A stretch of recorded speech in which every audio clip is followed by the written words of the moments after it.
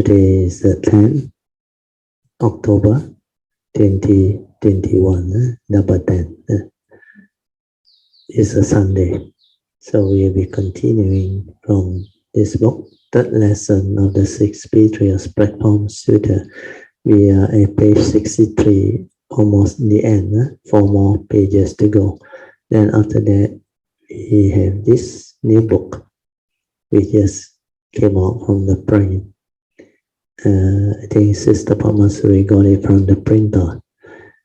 Our latest book, lesson 55, Sutra of Infinite Meaning, Wu Liang Yi Jing, dated 24th June 2021.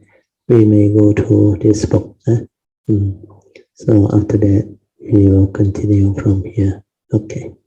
Then we shall continue from page 63 of this book. Third lesson of the Six Spiritual Platform Sutra.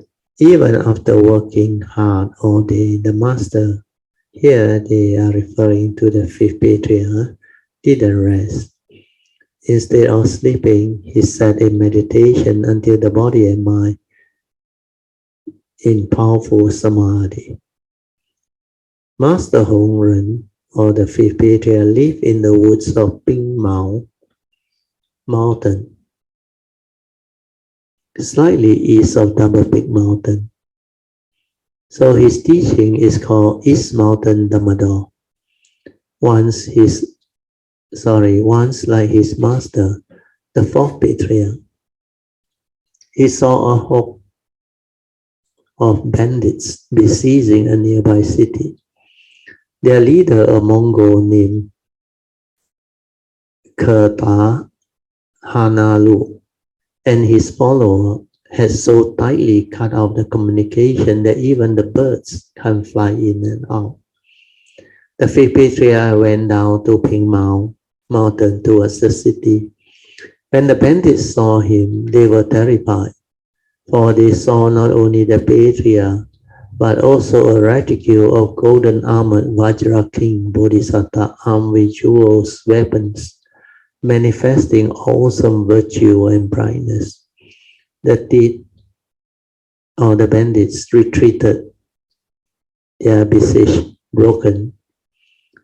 How was the great master able to command these Vajra King Bodhisattvas? The fifth patriarch had cultivated and he recited the Surangama mantra. The Surangama mantra said that if you are constantly mindful of the Surangama mantra, 84,000 Vajra store Bodhisattva will protect you from all danger. In the 5th year of the Xianjing reign of the Tang Dynasty, 680, the emperor invited Great Master Hongren to the palace. The master declined the invitation. The emperor sent a second invitation, which the master also declined. Finally, the emperor sent a variety of gifts, including rare medicinal herbs, as well as offering to the great master, the fifth patriarch. In the 5th year of the Hongxiang reign of the Tang Dynasty, 674 AD, the fifth patriarch said to his disciple, Master Xuanqi, build me a stupa. I am going to leave. In the 2nd month, on the 14th day, he asked, is the stupa ready? Master Xuanqi replied that it was. The patriarch said, for many years I have taught living beings. I have taken across those whom I must take across, and have transmitted my Dhamma to Huineng, the sixth patriarch. Now in addition, you 10 should become Dhamma hosts and establish Bodhimendas to preserve and spread the teaching among living beings. The 10 he addressed were Dhamma Master Shen Xiu, Qi Xian, Yi Fang, Ci De, Xuan Ci, Lao An, Ba Zhu, Hui Seng, and Xuan Yao, and also Upasaka Liu Zhu Pu, who had dealt with correspondence and accounting. The three patriarchs sent each of these 10 people to different places to teach and transform living beings. Shortly thereafter, he sat very still and his energy dispersed as he entered Nirvana. Means the fifth patriarch must have realized Parinibbana. So this was the history behind. During the 24 years of his life, the fifth patriarch Hongren had accepted many disciples and had transmitted the Dhamma to the great master Huineng. So now we shall enter the platform Sutra proper. The history of these first 5 patriarchs is just for your information. They are not so important. The messages behind, you have to develop the understanding. All bodhisattvas and patriarchs, when they come, not everyone has a good life. So this is a part you have to realize. So I asked the question that day, do you realize that it depends on the period and timing and how the condition then unfold? But whatever it is, when you start to understand that this form and mind is not you, then you will be able to do things that are out of the ordinary. And many things that you cannot understand, you tend to use the thought process to try to understand it. The thought will make it worse. A lot of people used to tell me that this mind and our patriarchs, they were great beings. I used to hear this in the early days. They came and they suffer so much, and the way they die doesn't sound right. Bodhidharma was poisoned so many times. The second patriarch was executed. The third patriarch hanged himself, and the fourth patriarch had a stupa built for him. They actually had very tough condition at the time. So a lot of them could not understand, and they commented, hey, you are a patriarch, why must you die that way? Or like that. The reason being, they already understood that this form and mind was not what it is, or what it was. The condition was such, it had to be such. They would have the understanding, especially the second patriarch. He was full of anger, remember? He was very arrogant, but because of the king of Dev, Yama, he was taught a lesson that he actually changed. Then when he received the Dhamma, which he understood, he didn't want to react like before and do all those foolish things anymore. Because no point. That's why he listened to Bodhidharma and went into hiding for 40 years. Then when he came out again, he teach.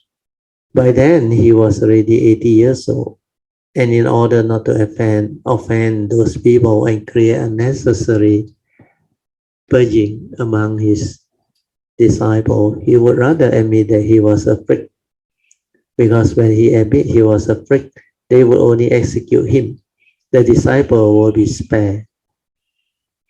Otherwise, they would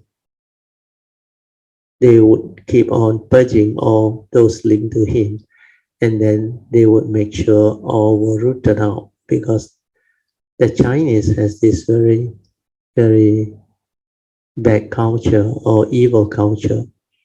When the king or emperor wants to finish you off, they must root out all the roots of the grass. Means the Mandarin say, 斩草除根, means all roots, all followers, everything they would remove. So you have to understand it's because of that culture, and they are with that type of mentality.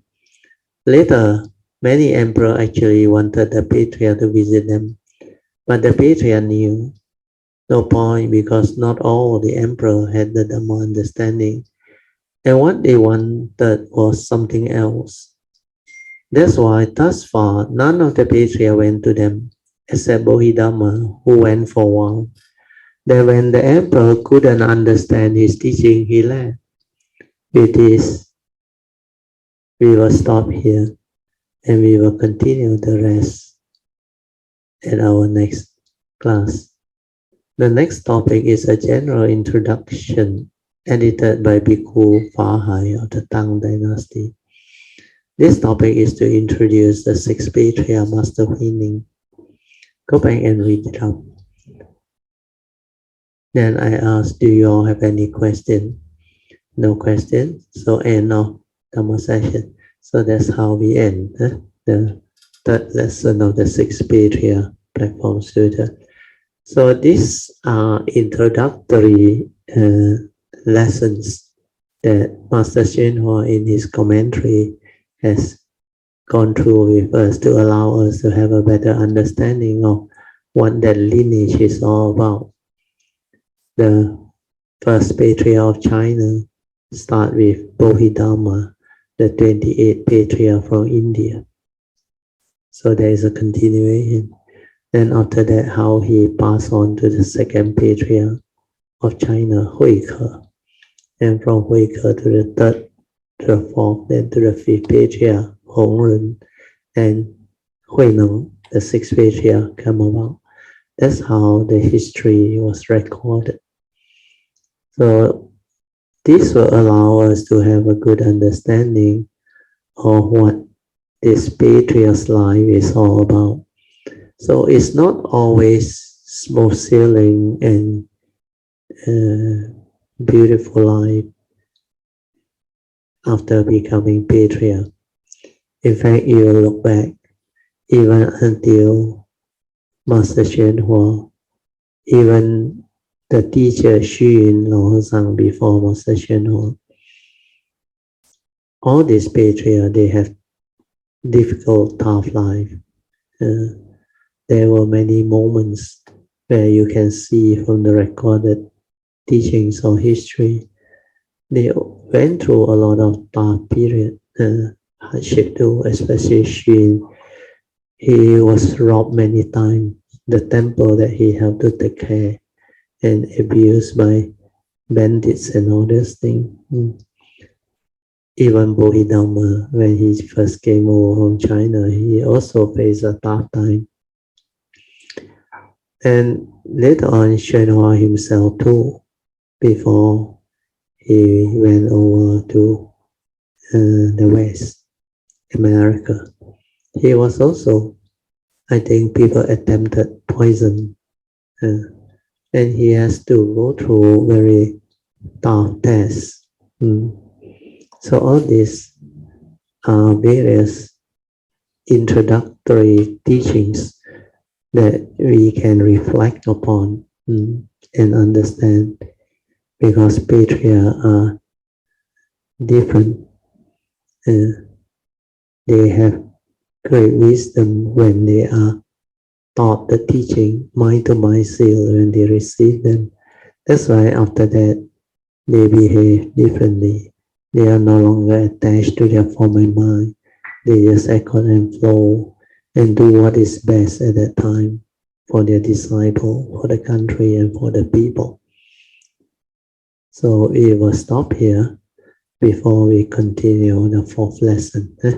So today, as I promised you all just now, we will revert to this new book, lesson 55 of the Sutra of Infinite Meaning, Wu Liang I Ching. This transcript book was based on a talk dated 24th of June 2021. You can see it on the screen. And the book was sent for printing, and we just received it. So we will go through this one. Okay, I will read to you the introduction, acknowledgement. Okay, the content book first. We have the preface, then acknowledgement. Then we have the lesson 55 of the Sutra of Infinite Meaning. We start off with the pre-puja, where we are thought awareness-based meditation. Then 3.2 is post-meditation Dhamma sharing. First topic is on the empty nature of existence, 5 aggregates of form and mind. Next adaptive verse preview.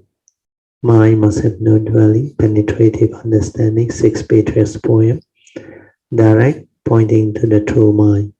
Thought-based knowledge is not wisdom. Then clarity of the two mind, the true mind and the mundane mind. Then finally, is all these are part of cultivation. Okay. The biodata is just for familiarity sake. You can read it on your own too. So this one is for the benefit of those who are new, who may not know my biodata. Biodata of Brother Teo. Brother Teo graduated from University of Malaya in civil engineering in 1979. He has been a spiritual practitioner come meditator since 1971. Since his retirement in 2001 from his engineering career, he has been sharing his understanding and experiences with those who are keen in their search for true happiness, peace, and liberation from birth and death, and all mental suffering. With this understanding, it is hoped that they can become more virtuous, nobler, and wiser, so that they can be a blessing to all. He gives Dhamma talk and hosts meditation classes and retreat and weekly Dhamma classes at various meditation centers, Buddhist society, and places that invite him. For more detail of Brother Teo's Dhamma activity and his mentorship grouping, please log on to the Dhamma website at broteo.com. Then there is a preface. It is Brother Teo's sincere wish that Dhamma friends, spiritual practitioners, seekers of truth, and cultivator of the way will be able to make use of the enclosed Dhamma transcript notes to develop a better understanding of the Buddha's teaching or Buddha Dhamma as taught by the Buddha, so that they may progress along the path of Dhamma to become more virtuous, nobler, and wiser human beings, to be a blessing to all of humanity and the world.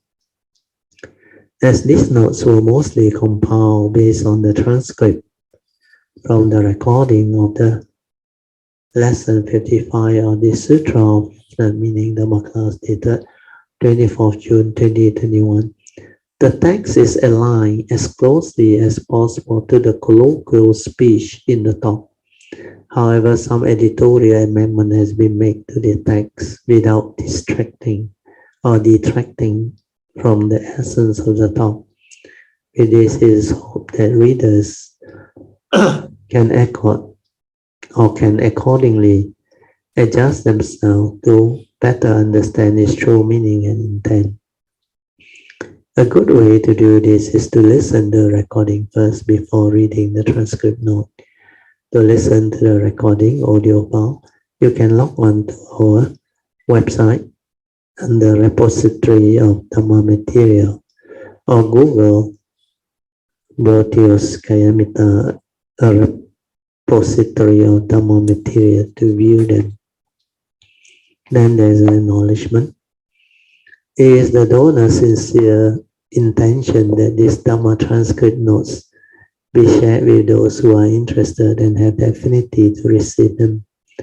I would like to take this opportunity to thank and rejoice in the generosity and wholesomeness of all those Dhamma friends of Kayamita who have donated and helped in the transcription, formatting, proofreading, publishing, etc. to make this free distribution of Dhammadana possible. Special thanks should be accorded to Sister Lim Eng Bee, Dr. Jayanta, Sister Han Po Cheng, and Sister Chu Po Lian, who have volunteered and taken the initiative to help prepare the draft transcript for my subsequent editing, thereby enabling this Dhamma transcript book to be printed. By the power of all this wholesomeness, May all beings be well and happy, free from all mental and physical suffering and dangers. And may there be love, peace, and joy deep within their hearts. And may it also pave the way for there to be causes and conditions for all the Dhamma friends who had donated or helped out in one way or other to realize their good and noble aspiration or wishes soon as possible. With metta always. Gratitude. Okay, we will go to the section 3, Sutra of Infinite Meaning, lesson 55. Pre-puja sharing.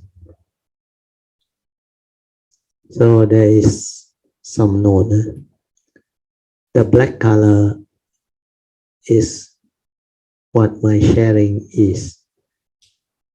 So my sharing is to expand on the deep meanings of the sutra.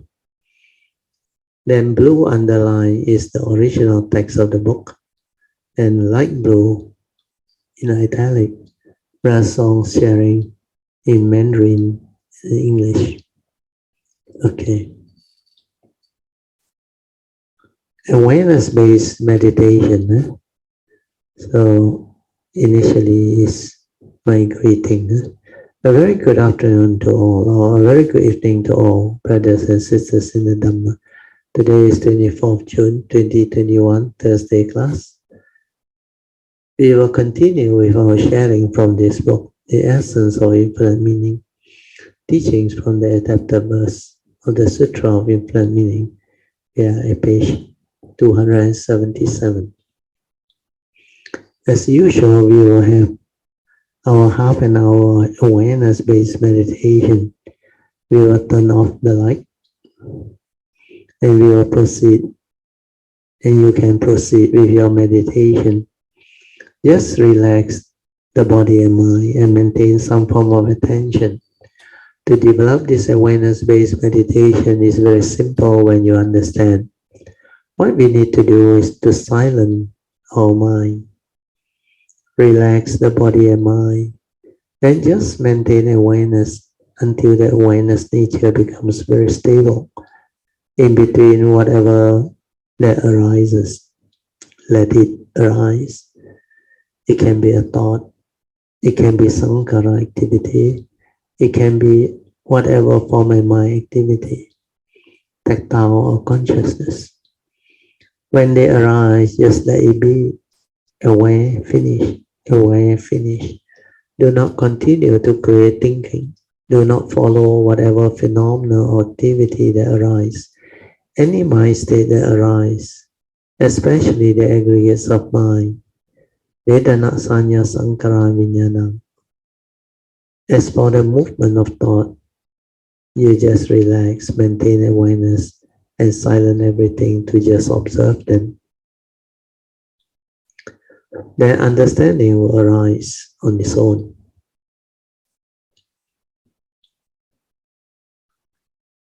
When developing this awareness-based meditation, just aware. Do not try to know. Do not try to do anything so that we can realize, so that you can realize your true mind, your silent mind. When your awareness nature stabilizes, all the sankhara activity, thought processes will cease. When all sankhara activity and thought processes cease, that is your true mind, your silent mind, the awareness nature within. That one is the unconditioned, unborn. When you are just aware, that is your true mind, your meditative mind, that can meditate and insight into phenomena, that can awaken and develop the true understanding. That nature see, that nature can see an insight into phenomena, can awaken, can observe to understand what is going on within the form and mind. Through all this observation and the awakening, it can come to, through all this observation and awakening, it can come to understand should be understand profoundly. Who are you and what are you? We call that self-discovery or self-knowledge. Through all this understanding, we will have a clear understanding of what this form and mind is all about, what the human being is all about, and what is it that is beyond this form and mind, the nature within. Once we can establish all this with clarity and understanding, we will clearly comprehend the Buddha's teaching and Buddha Dhamma. True Buddha Dhamma can only arise when you are able to meditate with your silent mind, your true mind. So remember, the first of the four support for awareness-based meditation. The first support is relax into every mind state that arises. Body and mind, relax. Then second support, silence everything to maintain awareness. Third support is to maintain this awareness for as long as you can. Of course, lastly is trust. Trust your own nature to meditate. With this, I will set the alarm for 30 minutes and you all can continue with your meditation. After the alarm triggers, I will ring the bell 3 times. Upon hearing the bell, slowly and mindfully come out of the meditation. Try to maintain whatever inner peace, inner calmness, and inner awareness that you have developed. Use those mind states to live life, to develop daily mindfulness, to cultivate your daily religious routine. This is how you can maintain your faith, your diligence, and your sincerity to progress along the path of Dhamma. And the meditation go on. And after 30 minutes of awareness-based meditation, I ring the bell. Ding, ding, ding. Okay. Post-meditation Dhamma sharing. Okay. You all can be seated. We shall continue from where we stopped. We are at page 277 at the adapted verse of this book, The Essence of Infinite Meaning. The teaching is very beautiful because all these teachings are from the adapted verse of the Sutra of Infinite Meaning. I will read on. The Dhamma is like water, which can wash away defilement, whether water comes from a well, a pond, a stream, a river, a brook, a channel, or the great ocean. It can cleanse. The Dhamma water that washes away defilement is also the same, though varying in appearance. The nature of water is the same. So too is the nature of Dhamma. Though the appearances of water differ, all water can still cleanse. Similarly, Dhamma water can wash away afflictions and habitual tendency. Thus, the Buddha turned the Dhamma wheel on the Four-Noble Truth 3 times and taught that all things have always been empty and still. Empty nature of existence. So this is very profound teaching. The phenomenal world within the existential world is not what you think, because basically their universal characteristic is empty and still. That is our true nature. But from there, everything arises. That is why they can arise.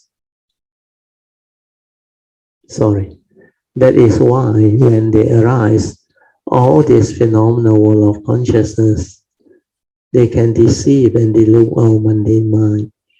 So living being becomes entangled because they do not have the clarity of mind to see all this clearly, to understand what is going on.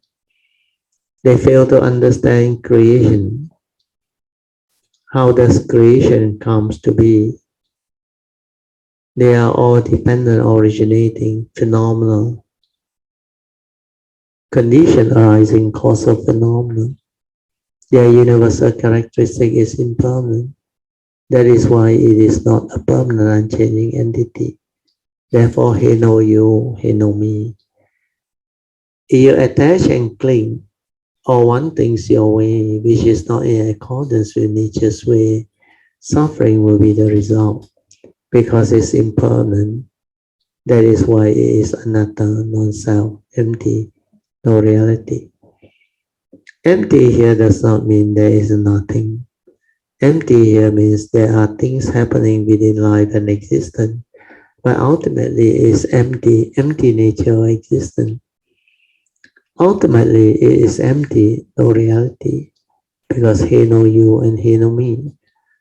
Whatever happens, they are just conditioned, arising phenomena, just dependent originating. It arises when there are conditions. It sustains itself when conditions continue to support it. And when conditions cease to be, it ceases to be. Then after that, what happened? No more, gone, dead and gone. Right? Hence, no reality at all. That's why it is empty. There is a saying in Mahayana Buddhism, which is very good. It said, when you come to this existential, this universe, we came empty-handed.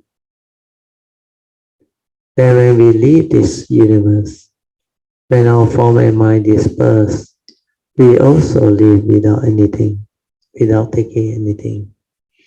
That's why the saying, La ye kong, chi ye kong. That's why you come empty, you go empty. Then why do living beings through delusion grieve over emptiness in between? So this is a very beautiful saying. The Mandarin version you can understand is better because the way it is expressed brings out the meaning. When I was young, I heard this saying before. In one of the swordsmanship cinema shows, there was a very powerful and violent elderly swordsman trapped by 3 senior monks down in the chamber of the Shaolin temple. The senior monks were chanting this Mahayana Sutra to tame the elderly swordsman. Then I came across these above verses. Every day they will chant this Mahayana Sutra to him to develop the understanding to change. They kept on chanting. 来也空，去也空，那么施主何必苦苦为空流泪呢？ Which means when you come empty, and when you leave or go, you also leave or go empty. Then in between while living life, why do you grieve over emptiness? This is real delusion, isn't it? After hearing this chanting for some time, the swordsman developed wisdom and changed for the better. So do not cling on to things, hold on to things. Ultimately, the form and mind, or the form, which is a physical body, goes away of nature. Old age, sickness, and death are nature's phenomena. These are the reality of life and existence within the conditioned world. You need to experience them. You need to understand their reality so that we are not deceived by them, so that we will not deludedly cling and hold on to the form and mind, believing that it is what we are. If we do that, then it is self-delusion. That is the reason why the Buddha, in his final summary of the First Noble Truth, said, in short, all of suffering arises because of self-delusion. When living beings deludedly cling, grasp, and attach to the 5 aggregates of form and mind, it will become grasping aggregate that will condition suffering. These upadana khandas, grasping aggregate, are suffering. When you have developed the wisdom, the clear understanding, after having insight into phenomena, to clearly awaken to its three universal characteristics. Then all this will become truly clear to you. Self-knowledge become truly clear. Then you will come to understand, who are you? What are you? What is this form and mind all about? What is the human being all about? When we investigate what is this human being as taught by the Buddha, we can develop clear understanding.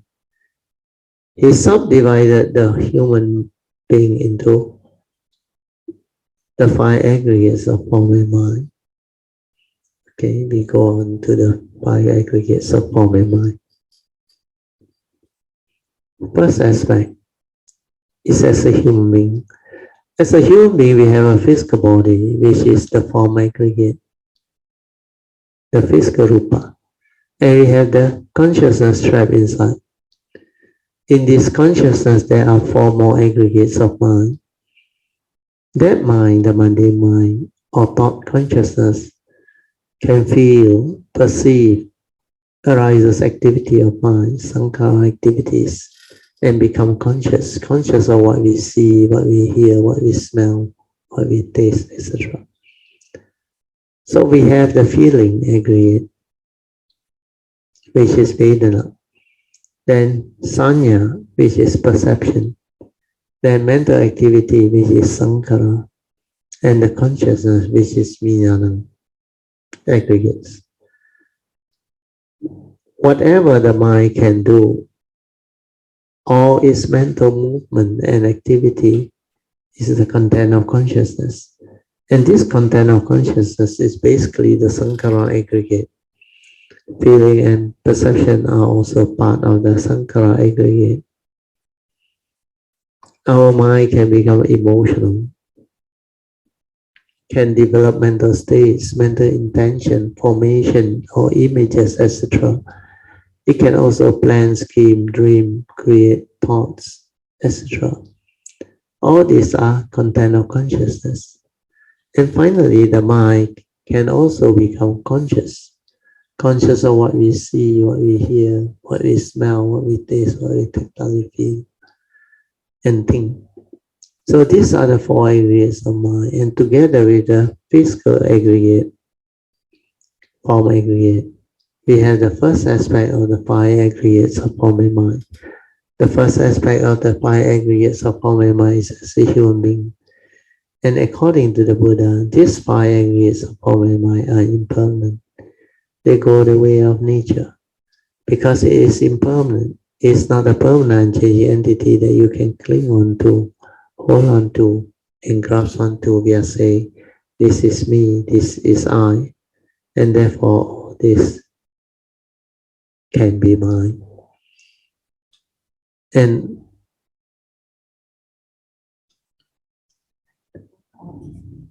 I read again.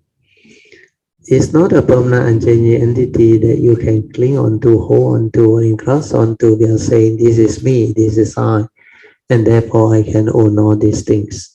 And all this can be mine. This is sakkayaditthi, self-delusion. So please do wake up.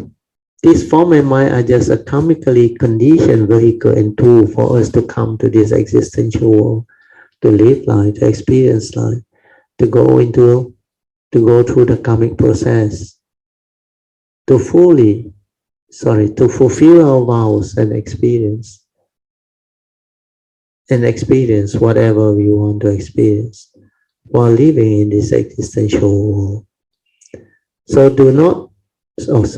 do make full use of it, but do not be deluded by it. This form and mind are for us to use. Understand this and see this clearly. Then you will understand the secret of life and you will awaken. Then you will have no more problem, no more suffering. So meditation is to uncover this secret. When you silence your mind, maintain mindfulness and awareness, you can see them clearly. Then we come to the second aspect. of the five aggregates of form and mind. The second aspect of the five aggregates of form and mind, you can see them when you are mindful and aware. That's why provided you are mindful and aware, you can see them. Because every moment when we are conscious, when we live life, we need to manifest consciousness. Every moment of seeing, hearing, smell, taste, and tactile feeling or thought process, this mundane consciousness will arise. When they arise, if you are mindful and aware, you can see the second aspect of the five aggregate of form and mind very clearly. We know we need a mind, we need sense data to arise consciousness. Upon contact, of course, together with the sense data, the respective sense door consciousness arise. But when we are mindful and aware amidst life, the meditation then, I read again. But when we are mindful and aware amidst life in meditation, then we can see all this arising clearly. That is how it happened. Following the dependent origination process, the dwelling or the paticca-samuppada teaching is taught by the Buddha. This is very profound and incredibly beautiful. So when you see the aggregates of mind, having these four abilities of Vedana, Sanya, Sankhara, Vijnana, then you will also come to understand how the external phenomenal world enters the mind through the aggregates of perception. The aggregates of perception brings the external form into the mind. So when these five come together, we call it the thought. This is what the second aspect of the five aggregates of form and mind is all about. It's just a thought. The consciousness aggregate is the pure consciousness, or what we call the receptacle, before the content of consciousness is input into it to form the thought. Our true mind is initially just spacious awareness without a center that can create and manifest consciousness when there is contact between sense basis, sense data, and the true mind. Take, for example, seeing consciousness, seeing the Buddha image. When we perceive something, can be the Buddha Rupang or anything else through our seeing, what happened? We shrink our spacious awareness into a small limited content, perceive the Buddha Rupang, then we input the content of consciousness, thereby forming a thought. Reason why J. Krishnamurti said, thought is limited and egoic. If you are mindful and aware, you can see and understand all this. That's why if you grasp and cling onto this thought, the five mental aggregates, it becomes grasping aggregate. The Buddha called it Sakkaya-ditthi, self-delusion. This is how you suffer. This is how you become very fearful, unhappy. You think you exist. You think you are real. That is the true Dhamma. So silence your mind, develop mindfulness to understand all this, to observe all this, leading to self-knowledge and self-investigation. When you look within, you are aware. Then you can come to understand how you function as a human being and how the mundane mind arises and create all these things. That is why the Buddha said our mundane mind is the fallen of all things. When mind arises, all things arise. The Buddha called it is the mano. Mano is the mundane mind, the thinking mind. And this is not the real mind, not the true mind. There is another nature within us, which is the unconditioned, the unborn, that has the awareness nature. But it is not being, but it is not a being. It cannot come out and live life. That's why it is not easy to develop the understanding. It is not a clear-cut thing. To realize the true mind, the true nature, is also not easy. You need to meditate to understand clearly. I read again. To realize the true mind, the true nature is not easy. You need to meditate. You need to completely silence your mind until no thought, no movement, no activity, until everything returns to its original state and becomes still and tranquil with clarity within. Just aware that is. This demands a lot of patience. So this is the summary of what you need to understand. Hopefully this can help you all to develop the awakening. We shall go back to the adapted verse. We will read from the page 277. This adapted verse did not explain all the above. There is a reason why I must explain all this to you, so that you all may have deeper understanding. Sorry, I read again.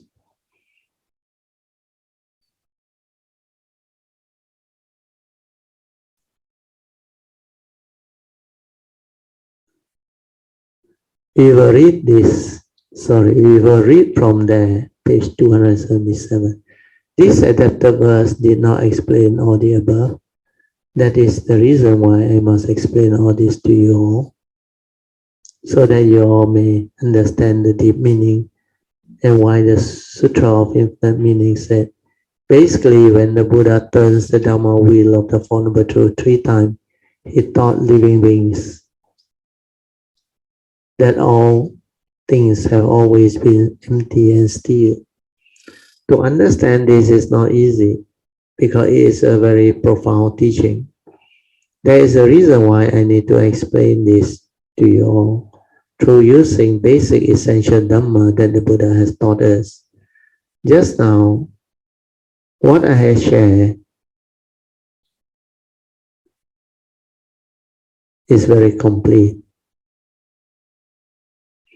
So hopefully, after the recording comes out, you all can listen to it to develop a clear understanding, then meditate to realize it.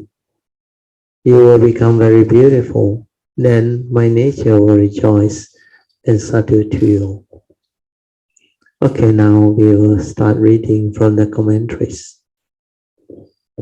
Whether the water is from the well, a pond, or a river, the nature of water is the same. It can wash away filth and dirt. People's true nature is inherently pure. That is very true. However, as it becomes tainted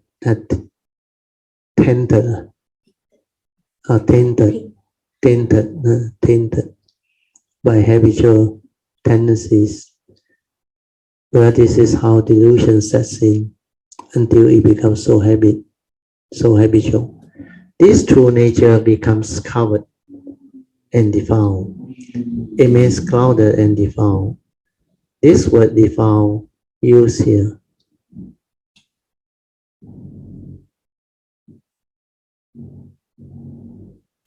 If you cannot understand, you may think that nature can become defiled. No. That nature can only be obscure or clouded, but it cannot be defiled. Just like the clouds, when they are there, you cannot see the sun's ray, or the sun's ray cannot shine forth. That's why it is clouded or obscured by the cloud. But the sun's ray is always there. That nature is always there, ever shining, ever radiating. That nature is undefiled. The word defiled is meant for the mundane mind. The mundane mind, through its own delusion, sacrality, gets defiled. When it gets defiled, means it has the wrong view that can condition evil roots to arise, thereby making them evil. Because the evil roots are the roots of all evil. When you have the three evil roots of greed, hatred, and delusion, you become evil. The former mind become evil. The mundane mind become evil.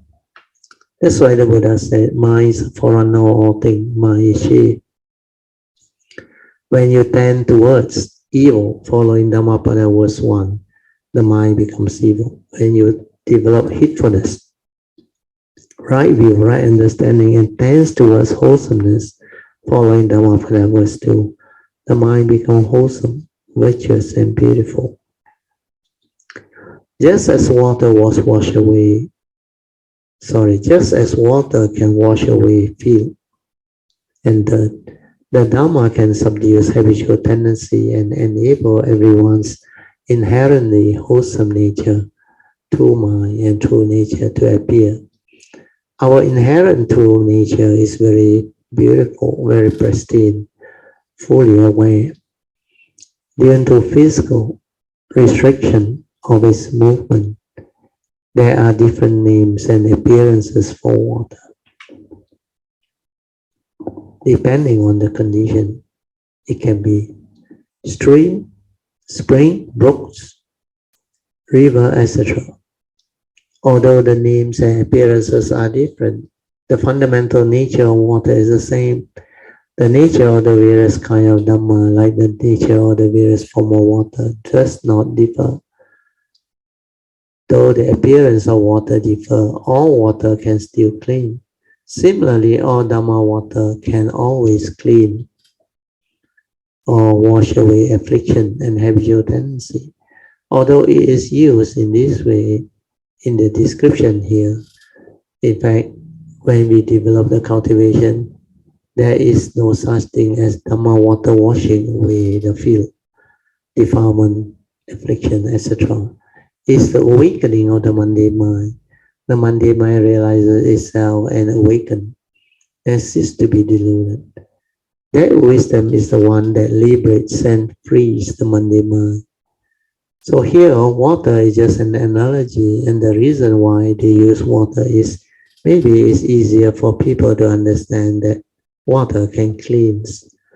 So in that sense, Dhamma is also like water, can wash away affliction and habitual tendencies. But when it comes to actual cultivation, it's not about water. It's about wisdom and understanding. So bear this in mind. So bear in mind that understanding is very important. Do not be gullible. Like reading the textbook here and becoming confused because the textbook says Dhamma water. But how come when I cultivate, I cannot find Dhamma water? So you will be doubly confused if you had that type of wrong view or delusion. What's the time now? Okay, we will stop here. 402, page 15.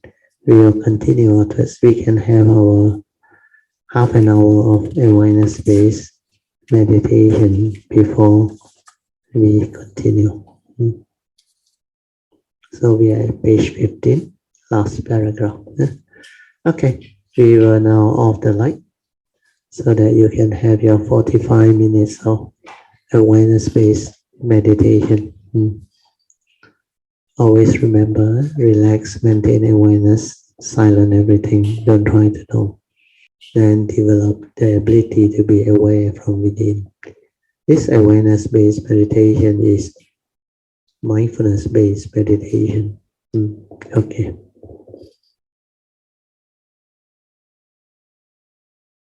We will continue from page 15, lesson 35 of this Sutra of Infinite Meaning. I will read on. We engage in spiritual practice precisely to wash away our affliction and conquer all the deep-rooted habitual tendencies. The author also knew it is very difficult to root out habitual tendencies which are deep-rooted. because it has been there for so long, eons and eons of birth and death, habitual tendencies, delusion, and tickets of views, opinions, conditioning, belief system, they are not easy to root out. To do that, you need Dhamma understanding. You need wisdom born of the direct seeing, leading to the direct awakening. That is why you should read the Asavak Sutra on all the defilements of tin, Majjhima Nikaya 2, on knowing and seeing. According to Lord Buddha, the complete removal or eradication of asava can only happen in one who sees and one who knows, or one who knows and one who sees. It cannot or can never happen in one who does not see and does not know. But this is referring to the direct seeing and the awakening, the understanding. So to completely root out defilement, removal of asava, you need wisdom, nothing else. That aspect is very important. I will read on. We engage in spiritual practice precisely to wash away our affliction and conquer all the deep-rooted habitual tendencies that we have accumulated through our transmigration in the sixth rhyme. The sixth rhyme is often referred to the 31 plane of existence, or in the Mahayana tradition, the sixth rhyme of transmigration, Liu Tao Lun Hui, has happened for a very long period. That is why it is described as over aeons and aeons of cycles of birth and death, or samsara. Thus, we are like archaeologists digging out 1,000-year-old of ruins or stone and bronze tools from layers of sand and dust or dirt. These ancient artifacts were not buried in the ground by humans. They were buried by nature's disasters or through the accumulation of sand and dirt over a long period of time. In the desert, the environment changes by seconds. The formation of sand shifts like ocean waves and tides. This is because a grain of sand is so tiny that it can be carried out, or it can be carried and spread by the wind. When there is a strong wind, sand from Mongolia desert can be blown to Beijing or even to Taiwan. So we can see the potential power of sand and dust. Habitual tendencies are like sand and dust, which will continuously cover our own inner nature. Therefore, we must have firm resolve and perseverance to wash away all afflictions and habitual tendency. That's why you must take the resolve. You must make the resolve and inspire or inspiration. The inspiration, the vows. Excuse me. The adhitthana and persevere with faith and sincerity to walk the path of Dhamma, to cultivate. Otherwise, this spiritual path is not easy. Okay, I will read on. In life, because the mind is influenced by external temptation, this is very true. If you are a true cultivator, you will understand this. The mind is influenced by external phenomena that tempts you, that lure you. External temptation can lure the living being. They can cause you to attach, to cling, to grasp and give meaning. It produces cravings, internal struggles and other desires, all of which lead to creation of karma. That's why they have karmic implications and consequences. But in the end, we are still subject to the law of nature. That is why ultimately it is still the law of nature. All things have always been empty and still. So this physical existence will eventually come to an end. Yet the Buddha taught us that everything and every phenomenon in the universe contain a wondrous intrinsic nature. Although the forms and appearances may differ, this intrinsic nature remains the same. Taking burning wood as an example. Did the wood ignite the fire or the fire ignite the wood? It's hard to draw a distinction because they are ultimately of the same essence. The Dhamma is truly inconceivable. Actually, wood is just wood. How do we know that it has the potential to produce fire? Even in ancient times, primitive men knew that they could ignite a fire by rubbing wood sticks together. So it is clear that humans inherently have wisdom. Wisdom is not something that only arises after hearing the Buddha's teaching. We all have this wisdom. So after the Buddha attained enlightenment, he simply hoped to guide sentient beings back to their inner nature. That is why you must realize your true mind, your true nature within. That's why he taught the Four Noble Truths and expounded the 12 links of cyclical existence, the Law of Dependent Origination, that explains clearly how our mind functions. This Paticca Samuppada or Law of Dependent Origination is very profound, very important. When you see this law clearly, you will awaken that everything is dependent originating, condition arising, causal phenomena, not what you think. And they are empty and still, ultimately. His purpose was always for us to penetrate the truth of life and thus from aspiration to actualize the six perfection or six parameters in all action so that we can enter and experience the true Dhamma. This is absolutely true. So for the purpose of the teaching, it's always for living beings to penetrate the truth of life, to see truth, to see reality, to awaken to the universal characteristic. And after that, you make aspiration to walk the Bodhisattva way, to actualize the six perfection in all action, so that you can enter and experience the true Dhamma way. So these are all very beautiful description of the teachings and the cultivation. Okay, we will go on to the next adapted verse. Pure water is like Dhamma. The Dhamma can conform to conditions and capabilities and distinguish between all things. Thus, we realize that pure wisdom is in all places and encompasses all things. A stream, a river, a spring, or a well all have different names. Their nature, the nature of their water is the same. It nourishes and eliminates defilement.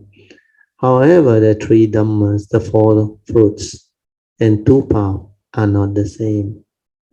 So all these are very beautiful. Basically, the Dhamma is very beautiful.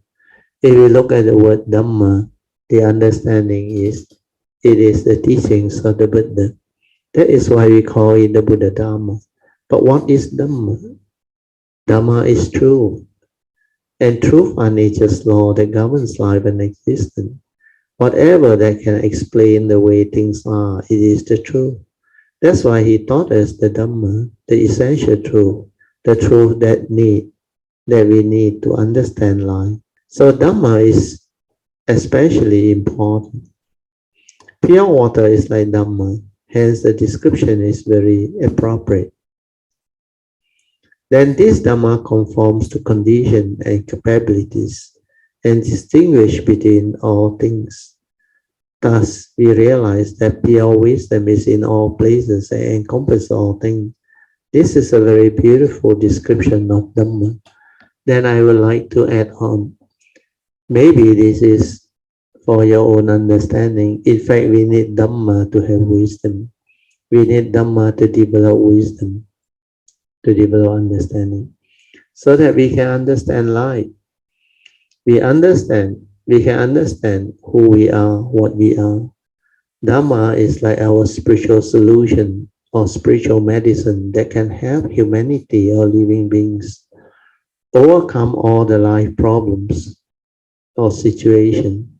It can help us understand life and live life to the fullest, experience life to the fullest, and give meaning to life. So without Dhamma, suffering would be the result. Dhamma, if it is so important, why not cultivator or practitioner and Buddhists in general see the beauty and importance of Dhamma? Then go all out to cultivate this Buddha Dhamma to develop the required understanding, wisdom, and the awakening, so that this Dhamma can be your spiritual medicine for you to develop a clear understanding of life and to recover from whatever life problem, affliction, suffering, and misery. The best solution is to awaken to the teachings of Dhamma.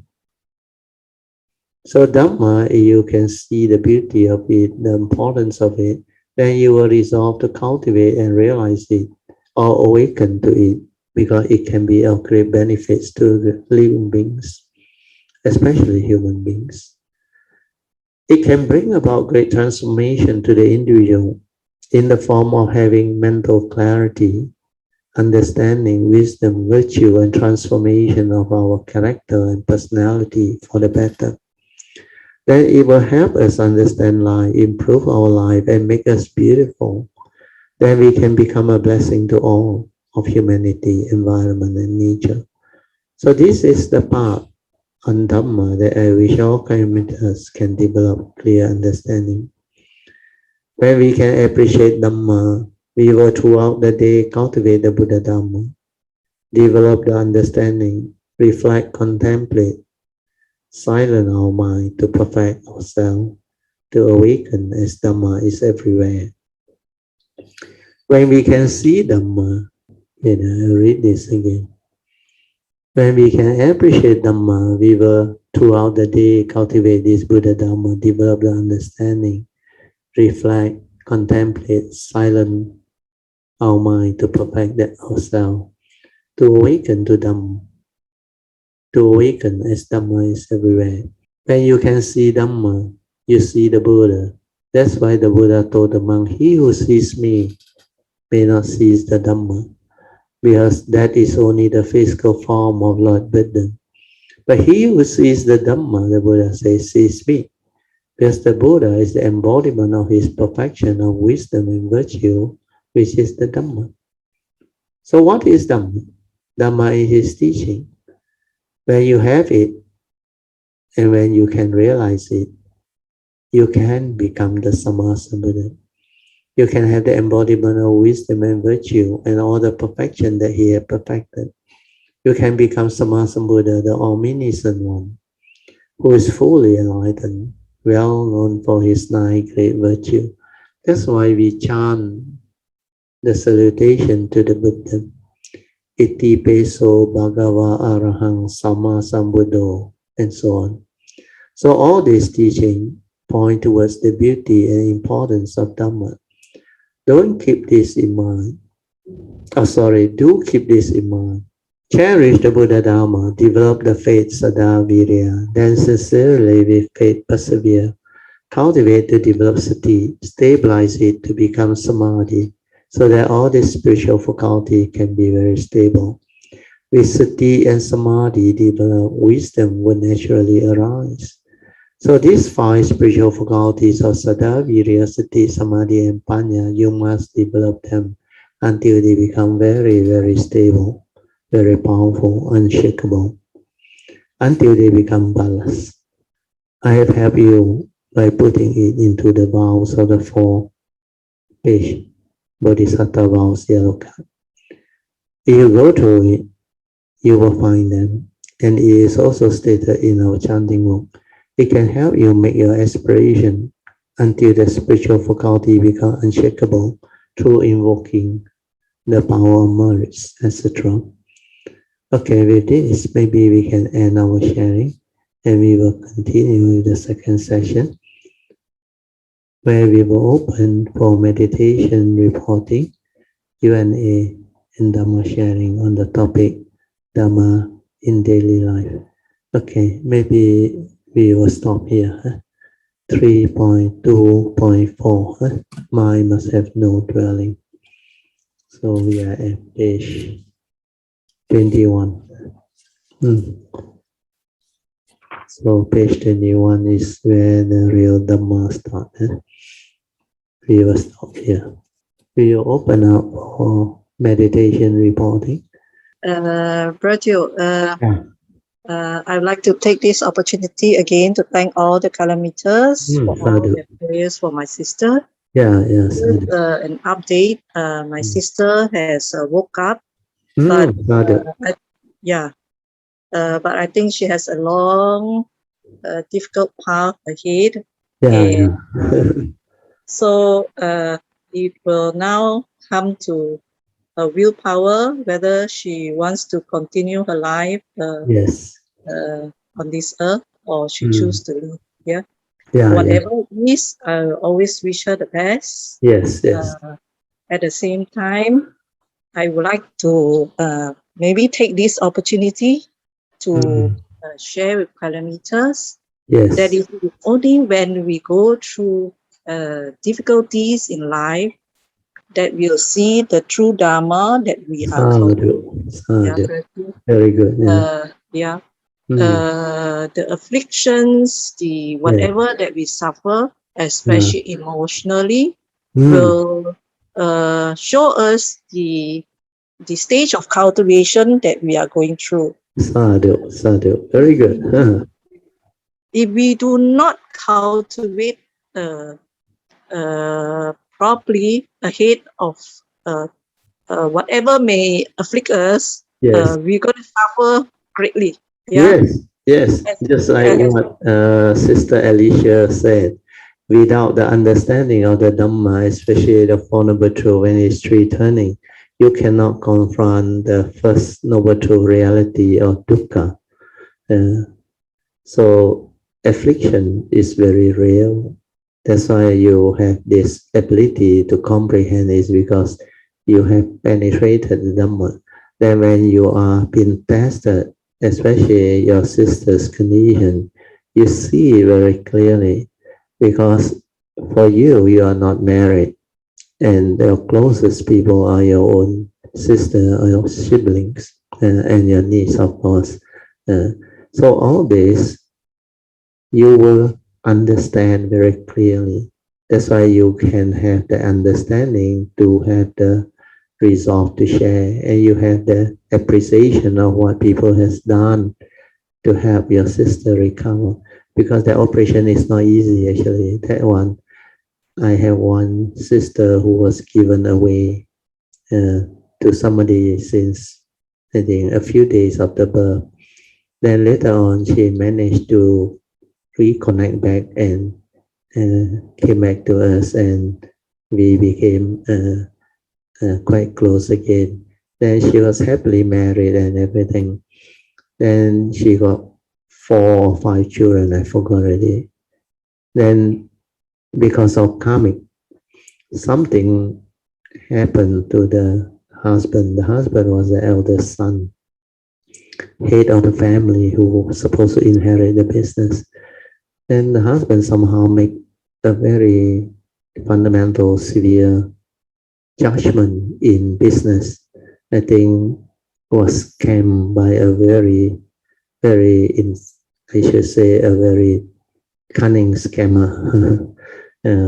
So he get into trouble, and because of that cash flow problem, and the business was affected. Then the other brothers and sisters blame him. And because of that, my sister, who has been having good life and married to him for 10 over years, became like affected. Then my brother-in-law cannot take that noble truth reality, went into depression, then suffered stroke. Then finally, I think after the second or third time, he passed away. At that time he was quite young. My sister, my younger sister that my parent gave away also quite young that time. But the children are not that young anymore, except there are gaps between them. The eldest one is about going to college. The youngest is still in, I think, secondary school or primary school, I forgot already. Then life was not easy. That's why. So luckily, I was able to talk to my sister, and she turned around and came back. Her life become beautiful. Then until when all the children grew up, and the eldest one also working already, when he was going through the good life, you know what happened? Karma is such, cannot escape. He had the same problem as what your sister went through. But that time we didn't know that there is such thing as this brain thing. She also complained about headache and like severe headache. My sister very strong, I know. She's the youngest in the family. So at that time, I remember we also don't know what it was. So my sister, who is a nurse, so took her down from Alaska to actually KL to do the CT scan. So that hospital that did the CT scan was not sure what it is.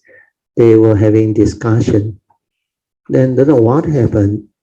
They say they will come back to my sister in a few days. But within the next few days, when my sister went back to Alaska, she passed away. Just like that. That's why it's not easy. That thing was very traumatic. But luckily, she has good karma. He came and see me before that to arrange a lot of things for the children, even the investment account and all those things. Then she was full of joy. Then succumb to this. That's why when it comes to karmic, they have to confront. But she at least had the understanding. So when she was with me just before she went back, although she suffered that thing, I can see her happiness and her joy. But then karma is such. That's why I agree with what you share, which is very beautiful. And I saw all this too. That's why I said for your sister's case, it's very lucky that she pulled through and able to get a slot to do the surgery. Then finally she woke up. But the path to recovery depends on the individual karma and the condition behind. The other case was my elder brother's son, eldest son. Well, surprisingly, he got a stroke. He was in a shop, I think. The shop owner knows him, sent him to one of the private hospital. Then the private hospital sent out the SOS. So finally, he landed in Sunway, and that doctor, who was very good, operated on him. And the operation was very complicated. Luckily, he got insurance. The total cost was almost 200 plus to 300,000, almost the insured sum. But he was hospitalized for about 2 months plus, and he recovered. But it took him 6 to 9 months to fully recover, to be able to walk properly and drive again. That one was very lucky. He got no severe complication of memory or anything. When the operation was through, the doctor also said it depends, he said, touch wood. But luckily, the first thing after he regained consciousness, he can remember who the father and the mother was. Then his memory came back. But the doctor advised you cannot drive, and he cannot walk properly. He need, like a child, he need to learn a lot of things again. Well, a certain part of the brain was affected. So it depends. But now he is sort of fully recovered. And that was already, I think, 2-3 years ago. But my sister, the younger sister one, is already, I think, easily 6 or 7 years ago. That one is quite long ago. So all this is part and parcel of life and reality of life. You should be able to see all this because you are a very good Dhamma practitioner and cultivator. So most of us who has the Dhamma can see all this now and can have the understanding. That's why we can confront them, we can advise people. But at that time, we don't have such understanding. That's why we don't see the agency and all those things. If I knew about this, I would have advised her to go to another private hospital and have a second opinion and do up the thing fast. But we did know. We did know that all this can be so fast and so severe, especially brain. And people complain about having headache and brain and severe headache, not the normal headache. We have to be careful. And those private hospitals who are experienced, they will straight away do a CT scan. I think like your sister case, luckily they do the CT scan. Then they located it and they send out the SOS. Then you locate at the hospital with a OT available and the slot. That's why you'll go for it, which is very, very beautiful. That's why you requested us, Kayamita, to help. And we do our part. Then at least now your sister became conscious and recovered from that operation. But like you said, to get back alive, depend on herself, see whether how strong her determination and all those things is. They have to actually go through that phase. And everything behind is karmic and the conditioning. So for your case, you can understand all this and see all this. It's very beautiful. Sadhu to you, PJ. Okay, you can continue, yeah, PJ. Yeah, Brother, karmic debt must be very must be very heavy for her. Yeah, for her to face this. Yes. But you see, as Dhamma practitioner, when we can see and understand this, so our present life is actually to do whatever good we can in this life, and to mitigate whatever unwholesomeness that we have done in our previous lives. Because we know how to actually arise the causes and conditions, ask for forgiveness, then invoke our merits, turn around, and how to resolve all this amicably. That's why everything is in the Bodhisattva vows card, the 4th page, is all there. So as cultivator, we have this extra understanding that can help us mitigate all this. And you use the word very aptly to mitigate all this. And this is why life is very beautiful when you have the Dhamma. When you don't have the Dhamma, you don't know what is going on. In fact, a lot of human beings or living beings, they suffer without knowing why they suffer. And without Dhamma, life is full of affliction, suffering, and misery.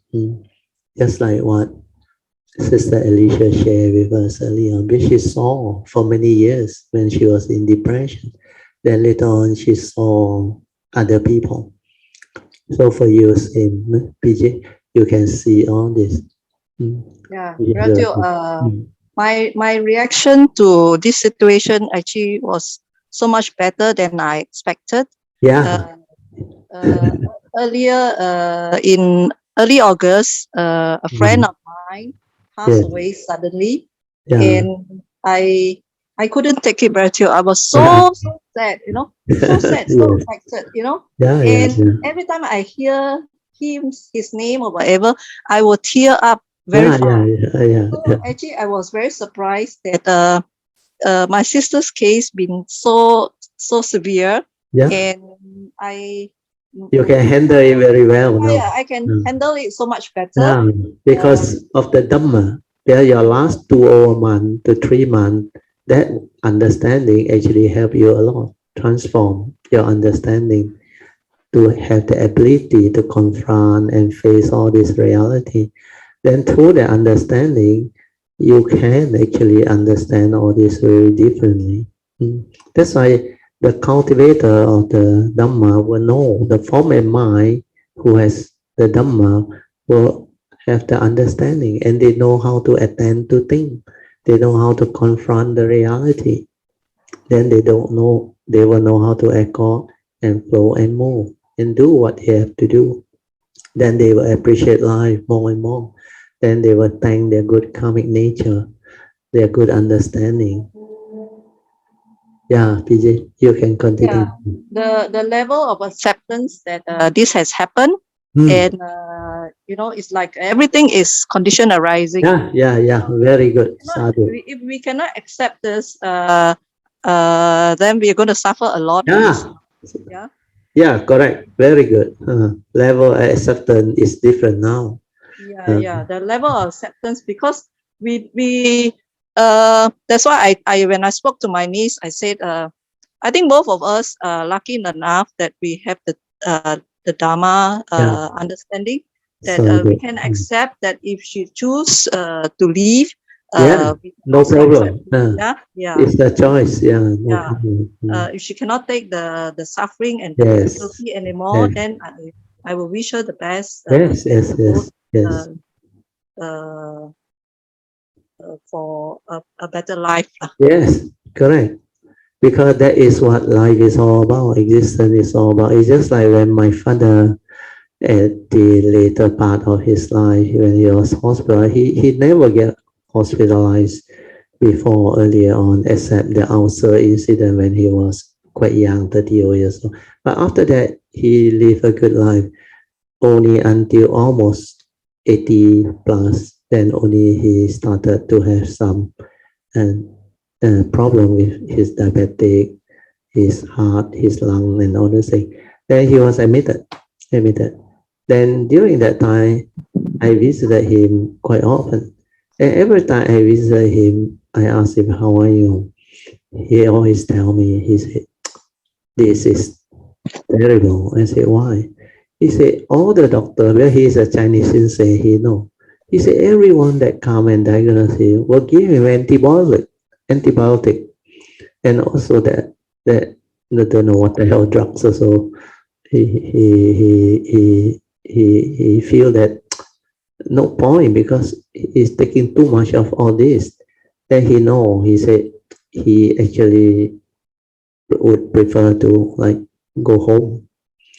Then I checked with my sister, who was earlier he was a staff nurse.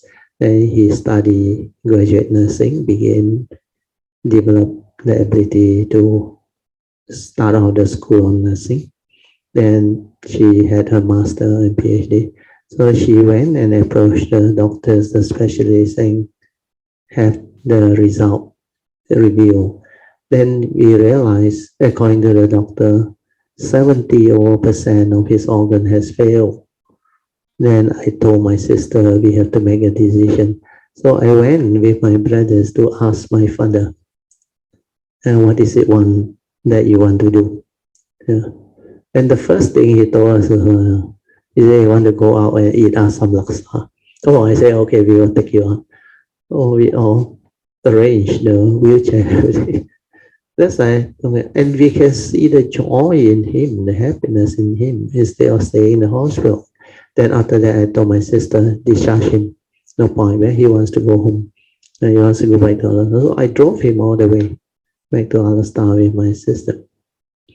Then in Alaska, I arranged with my brothers there. I said, he liked this hospital in Penang, Adventist Hospital.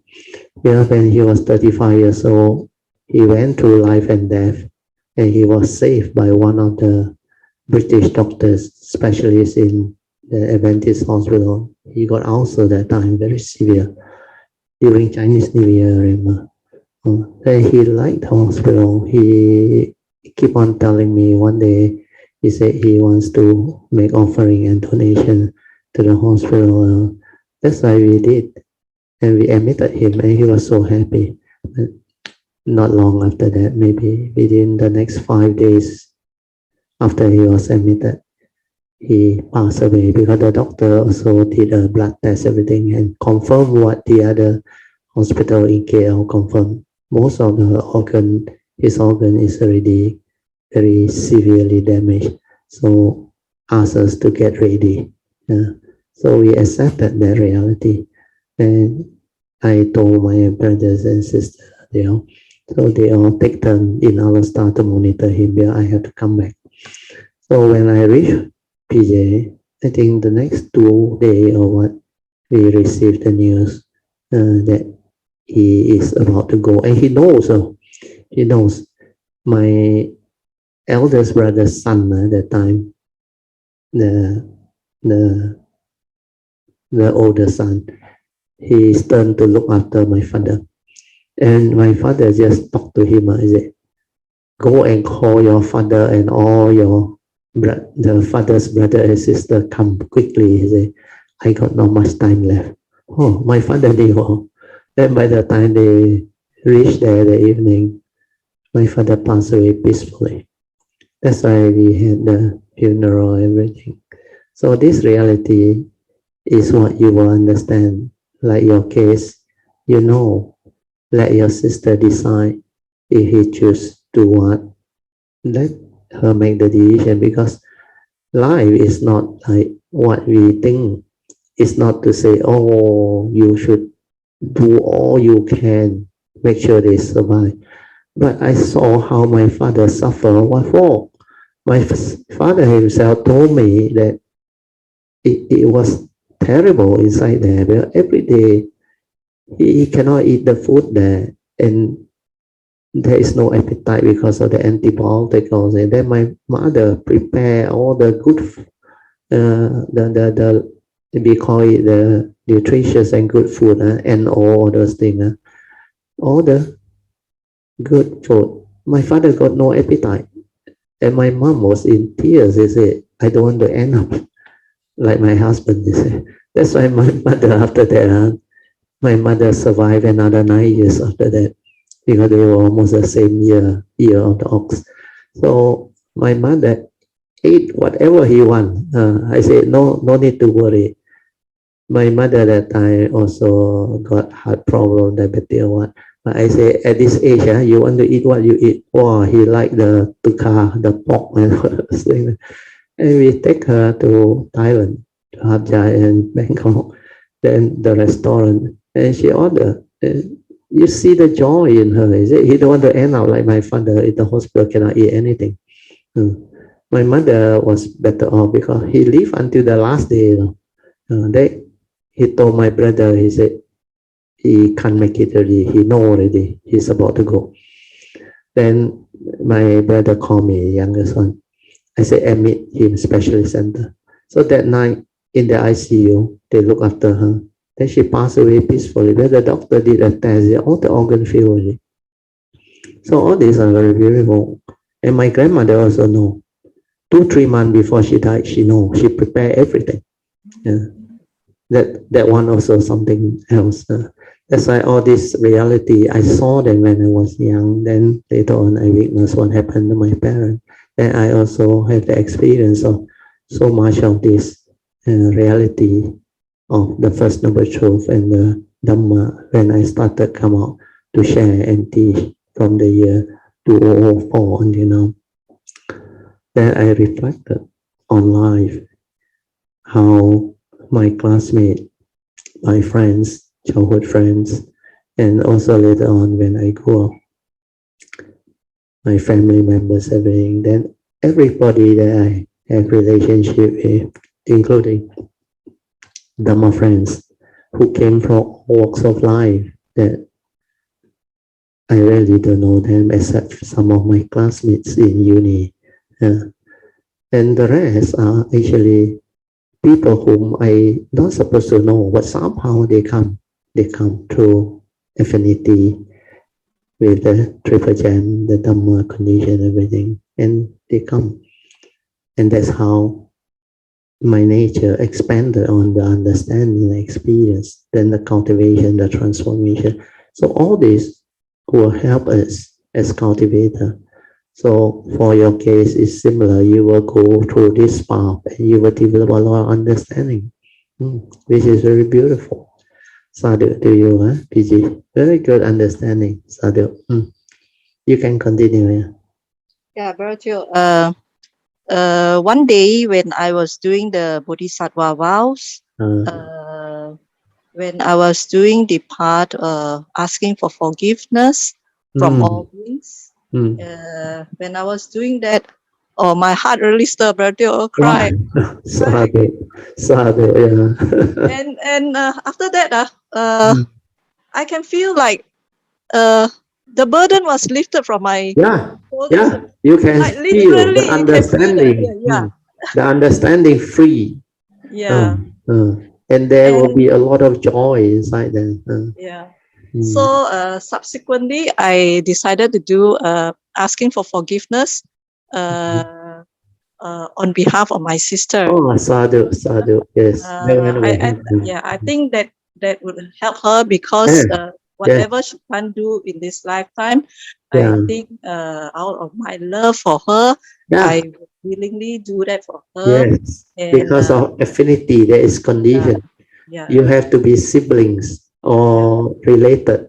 Then you do on behalf, very powerful. Even sister-in-law, daughter-in-law, son-in-law, or whatever, it can be done.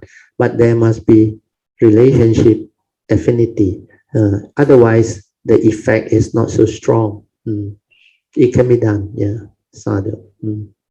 Yeah, because I feel that other than sharing of my merits with her for her recovery, I think this is one part that this is one part that will help her. This is something that will help her in her future lives.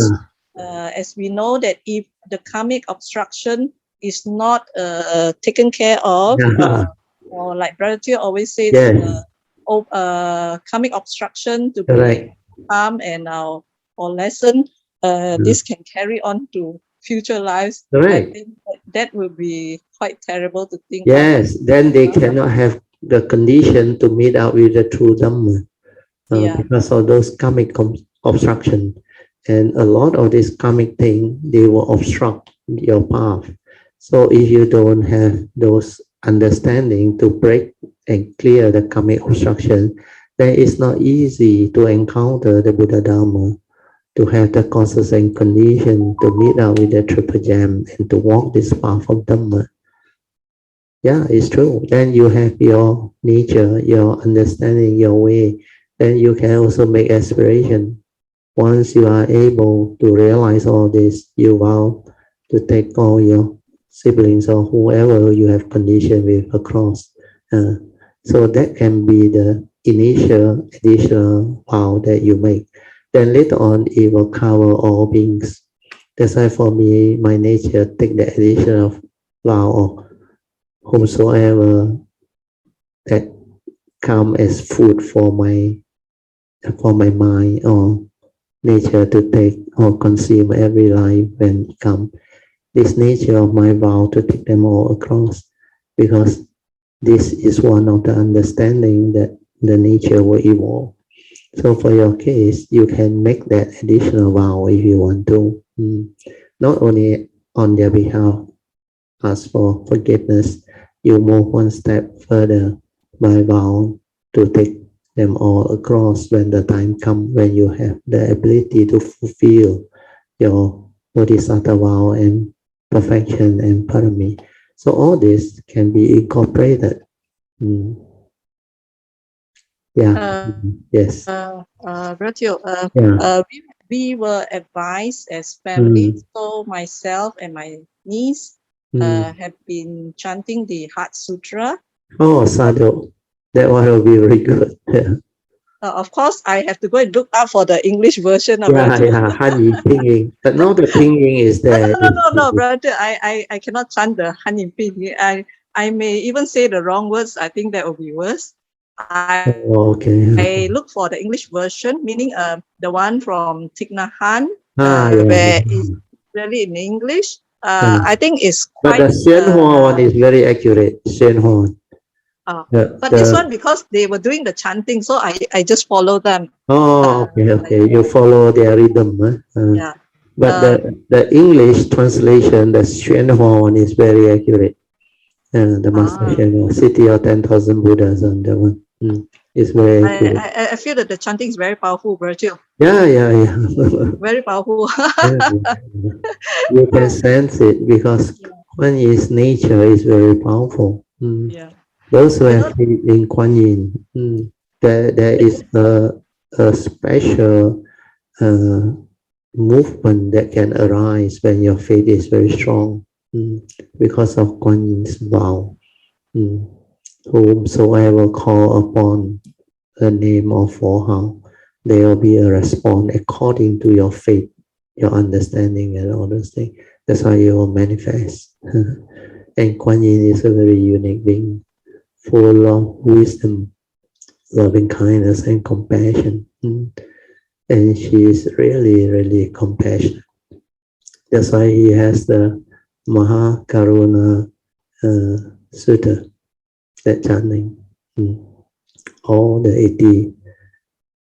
88 manifestation, 84 manifestation, all the names that he took during the 84 manifestation, he combined them and formed the Maha Karuna mantra. They call it Da Bei Zhou mantra, Great Compassionate Mantra. The Great Compassionate Mantra is a very powerful mantra. That's why they keep on chanting. So your Heart Sutra is different. The Heart Sutra is on that teaching. So whichever also can. Even you chant the Four How, Om Mani Padme Hum is also okay. Money, Om Mani Padme Hum, is also okay. And all this will have its efficacy and effect. Actually, for the Maha Karuna, I chant it in the morning section. Oh, okay. No problem. I chant a few times, and then the Heart Sutra I chant it at night. Otherwise, my my religious routine will drag on too long. It will be too long. It's already like 40-45 minutes. That's why you can modify it. This period is for your sister. After that, you no need to develop so long. You can just, whenever you feel like doing it, you do it. But at the retreat, normally we will chant them. At the retreat, there are conditions, and all this can happen. For the past so many annual retreat that we have developed at the Sanpao Si, Cameron Highland, we know, because almost every year of that we had the special request for those chanting, and those chanting were very beautiful, very, very powerful. So during the environment and the condition at that time, the nature's condition will fall into place. And because of what happened during the collective consciousness evolution, and also the retreats, great beings, nature, and the setting, everything, they will all fall into place. Then all this will surface.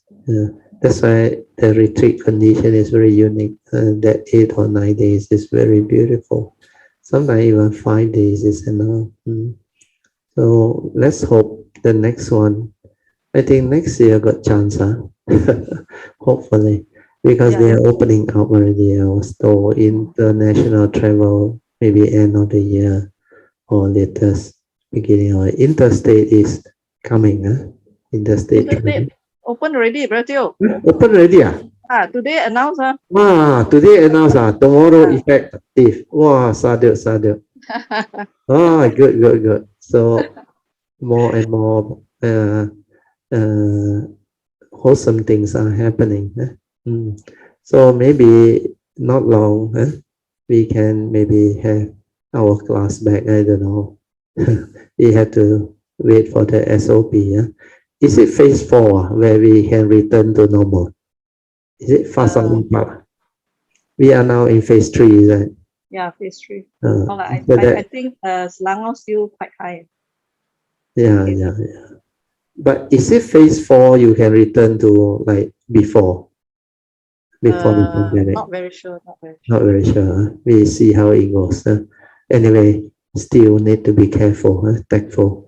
But according to Singapore, the Lee Hsien Loong speech is very good. He said we must not fear this COVID thing. We have to learn to live with it. It will become like another normal disease, which is he used the word what where we can manage. You can even recover from home. Yeah. Pandemic. Endemic. Endemic. Yeah. But Singapore's case has gone up very high today. Very high. That one is not an issue, he said, because 98 to 99% asymptomatic or low symptom. Then now they have this drug, the pill to treat the severe one. So according to them, they are going to open up further, and now they want to free the hospital facility. That's why they don't want the thing to like suddenly surge. They try to still cap. But most of these cases are non-serious ones.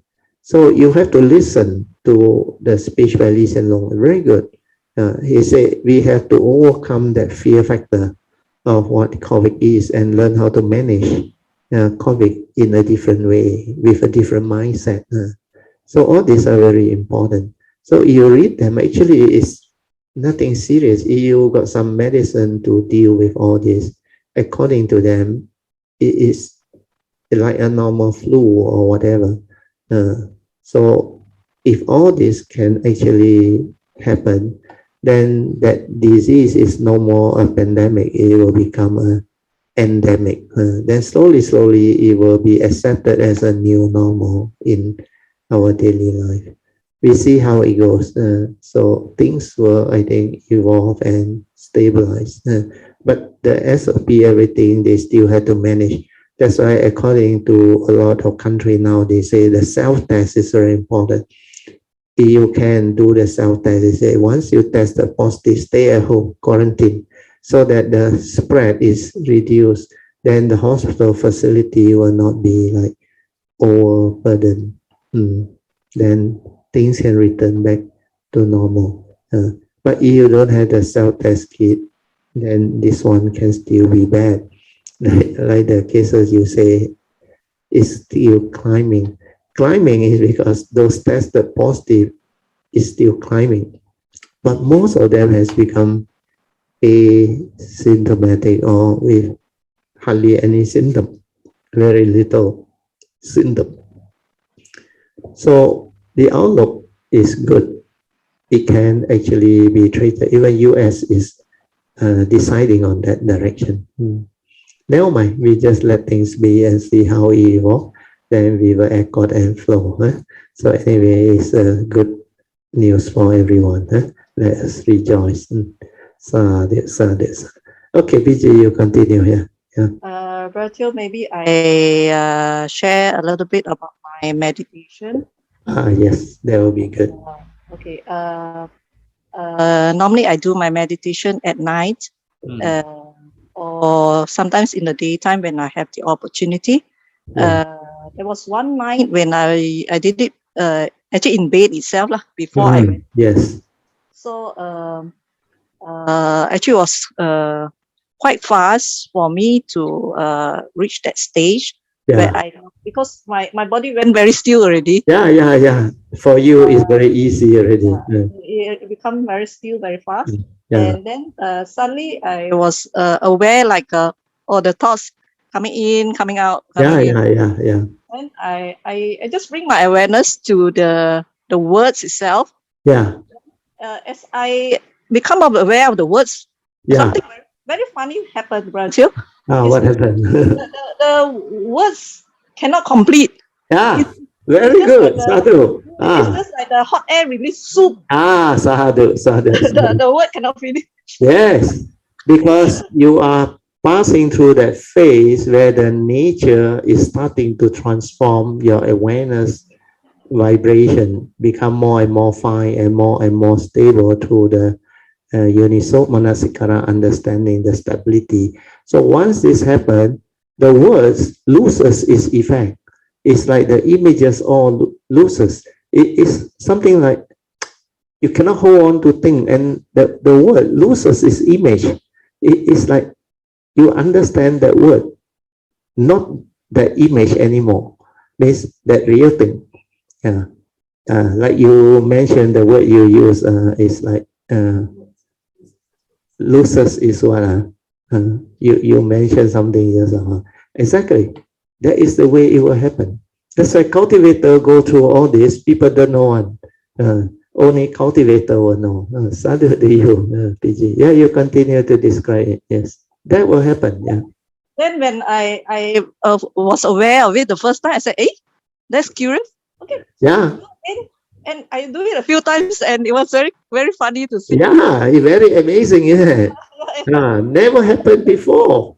Because to human being who grasps the word strong, the word can condition the emotion. Now you try to grasp at that thing, although it cannot happen already. So how is it going to affect you? You will start to experience all this. But always remember, this is when you are in a meditative state. Understand? That's why this thing can happen. It's for you to see, to awaken, to understand. But when you are back to daily life, don't expect this thing to happen. Because when you are back to daily life, the Monday mind start again. Then they will move again. So when the Monday mind move, because of your wisdom, you will start to understand why the habitual tendency that last time you have or human being carry, you have the ability with the wisdom and the understanding to weaken it. Then you realize the habitual tendency is not so strong as before.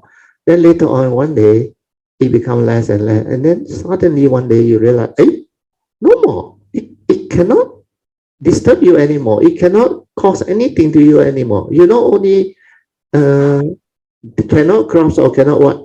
It's just the way it is, because the understanding is so powerful that phenomenal world got no more meaning.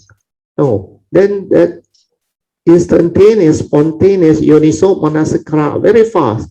Rupang Anichang, pew, gone already. Nothing already. Rupang Anatta. Then Dhamma Anatta. Then Sabbe Sankara Anichang, Sabbe Sankara Dukkhang. All become very fast, very powerful. And it just clear everything. Then later on, the word also no more. All this Dhamma also no need to arise. It just understand. The nature just understand. And the thing cannot move anymore. That's why all this rooting out of defilement, the asava and all things, the process that happened through the meditative understanding and the awakening is so different. Most people use Dhamma knowledge, they cannot understand. Then they interpret the teaching, then they talk about the jnana and all those things, the 16 stages of insight. They go through all this. But the real happening is not like that. Of course, the description is there, but the real happening is completely different. Just like what I explained, the Dhamma sharing just now, which the Sutra Infinite Meaning, he used certain example like the nature get defiled. But actually, the nature cannot get defiled. You will understand one. Because the mundane mind gets defiled, but the true mind cannot get defiled. That nature is always there, except it can be clouded. Means when the delusion, the wrong view, the sakaya ditti, the mundane mind can cloud that nature, then the awareness nature cannot shine forth. But the nature never get defiled. And all this you will understand. But people who don't understand, they are being like conditioned by the Dhamma, what we call Dhamma knowledge, then they simply use all these words and they contradict themselves. So those who know, they will understand. In reality, it's not like that. Like I give the example, they say Dhamma water. purify, clear affliction. But when you actually cultivate, there is no water at all, no Dhamma water, it's only wisdom, they're free. That's why all this understanding, as you go through the cultivation, you will understand. And it's not what people think. The analogy example that people give is not accurate really, not appropriate really. But for the purpose of sharing and teaching, they have to use this because it's easier for the cultivator or practitioner to understand the analogy. Because these are mundane examples which are very appropriate. Water dissolve and clear. We need to wash clothes or the dirty clothes. Water can actually cleanse and clear. So because of that, they use all this. But as a cultivator, you go through the transformation, you know there is no such thing as Dhamma water. Dhamma water is an analogy, a skillful means to explain all this. But the real happening is different. So like you go through now that transformation, that mind, which is the meditative mind, in stillness, silent, and in the meditative state, you start to experience and see all this, which is very good. The words, like, it doesn't have any potency or power over you anymore. It just like suddenly just like gone. So all these are very beautiful. Sadhu, Vijay, yes. Continue, yeah, you continue. Yeah, Bertil, you know that I have this problem of insomnia. I normally can't. Last time. Yeah, I nowadays I feel that with all my chanting and all that, which I normally do before I sleep, I can now sleep straight about five hours. Very deep sleep, right? Yeah, sadhu. That's why hardly any thought. Yeah, that is what a cultivator is. You have the ability. Most of the time you are at the heart and it's quiet, still. And that meditative mind hardly think or move or create any. There will be some subconscious or unconscious release, which is actually to help you clear all this. Then the brain will transform. A lot of things will happen. Sadhu, you will start to see all this. Very good. Nowadays, in the daytime, I can see that we so much more mindful. Yeah, your awareness is at a different level already. Yeah.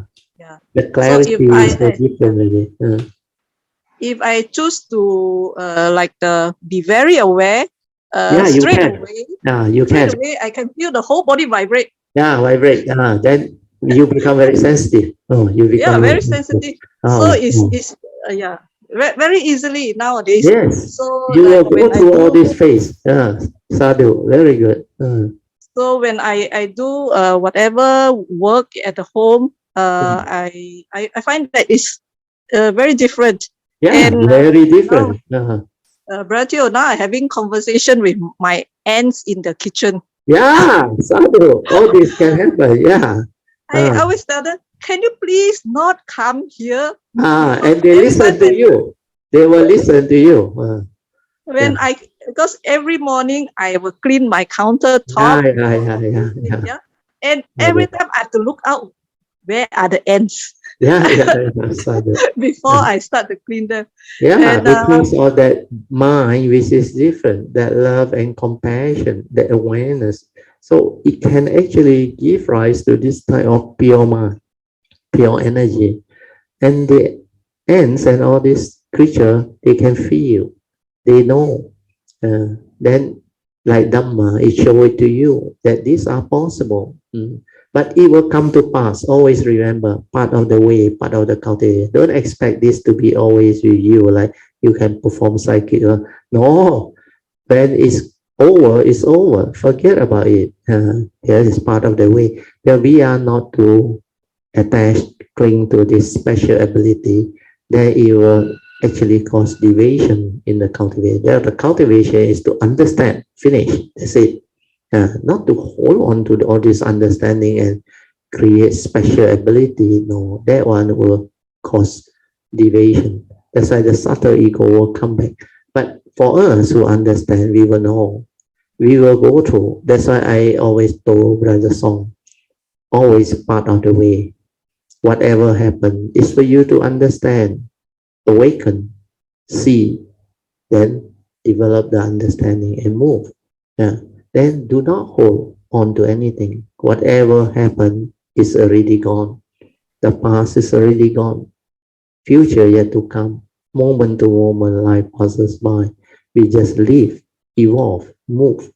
Then everything will fall into place. The understanding, the experience, the beautiful Dhamma, all will be the living Dhamma within the moment.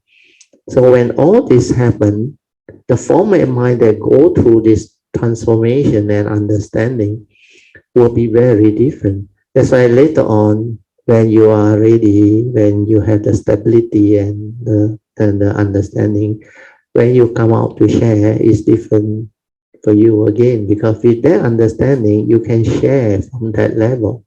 So all this is very beautiful part of the way, and my nature rejoice. At least there are Kayamita who can actually develop all this. So sadhu to you, PG. Yeah, Bertil, I am very, very thankful for my affinity with all the great Buddhas and Bodhisattvas.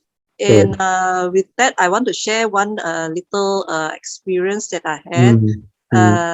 You know, my last sharing, I mentioned about the Chunti Pusa. Yes, Chunti, yes. Yeah. So subsequently, Miss Lee sent to me the Mahachunti Dharani. mantra. Dharani. Chunti. So Mahachunti Dharani. Yeah. So later in the night, Sister Suyi also sent me another one. Oh, sadhu, yeah.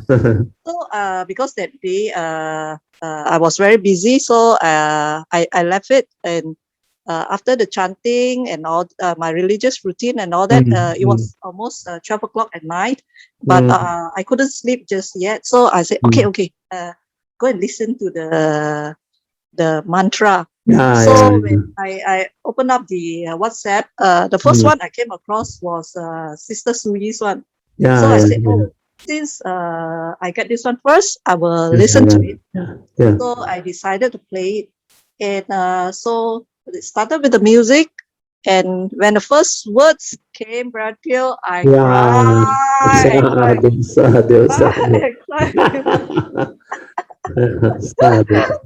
really cried that one. I don't know what also. So I say, okay. After I clean up and all that, so I say, okay, because the mantra is 108 times. I decided to say, okay, you have good affinity with Chunti Pusa. Sadhu. So I say, okay, listen, complete the whole thing. So I decided to do my lying down meditation. Oh, sadhu. Wow, Bradfield, God knows what went through. Yeah, you will go in. Yeah, all sort of things happening to the body. Sadhu. Oh, sadhu.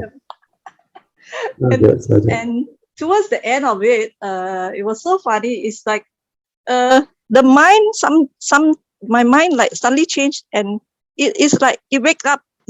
Then only I realized, oh, the mantra is ending. It's like the awareness can know that the mantra is ending. Yeah, it will know. Even what time to wake up also it know. Then when you are aware again, the awareness can make you understand that very likely is going to be dawn. That's why I will know 6 o'clock already, or 6 something already. Then the light from the window, even that time normal people cannot perceive it, it's still quite dark, but I know the sun's ray has actually started to penetrate. But it is still quite dark. Then I check the clock, exactly 6:00 something, which is always correct. And your nature will know. That's why you will have good sleep for that few hours. Then most of the time, later on, after you have cultivated for a while, you want to maintain the awareness, you can go into the sleep. You can try that phase. That phase also will be very beautiful. Then you can see the subconscious release, the unconscious release, and how people dream. And all this you can understand. That's why the mundane mind, the true mind, the silent mind, all this nature, all you will start to develop clear understanding. And this type of meditation, normal people cannot go in. You cannot do that trust. You cannot link and connect to that nature. You cannot do all this that I am discussing with you. Normal people cannot do. They can't even touch it. So that's why it's very beautiful. That's why when you have affinity with great beings, when you connect back to your past, you become very different. You move very fast. Sadhu to you, PJ. Yeah. Sadhu. Yeah, that was quite an experience. It's Yeah, one yeah. 1 hour of chanting, that one. Yeah, sadhu. You should Okay, thank yeah. Sister Lee as we for that. Yeah. It's meant to be. Meant to be. Mm-hmm. With that, I think I will end my Yeah, sharing. sadhu. Thank you so much for the good sharing. Everybody, Virtual, and Yeah, everybody, yeah, evening. Yeah. sadhu. Let us rejoice. Sadhu, sadhu, sadhu.